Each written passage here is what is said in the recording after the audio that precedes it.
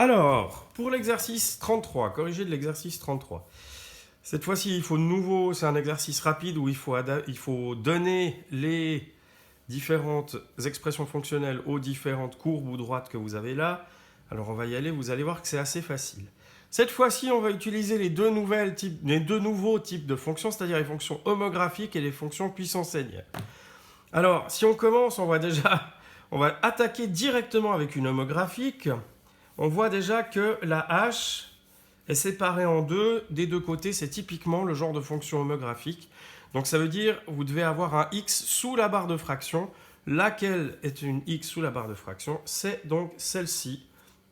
Donc celle-ci, c'est la fonction h de x.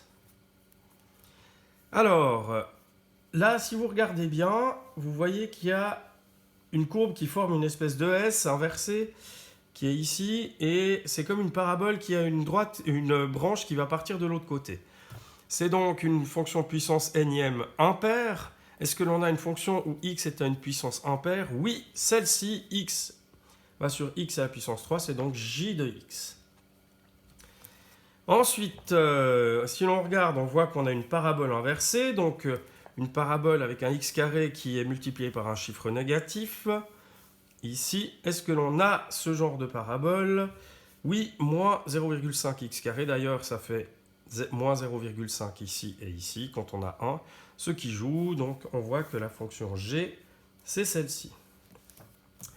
Il nous en reste plus que deux. Alors, on a une fonction affine non linéaire, puisqu'elle ne passe pas par le centre, elle ne passe pas par 0, 0.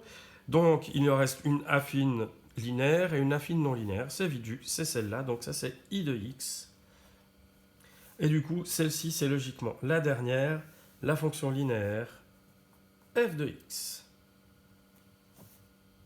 Voilà.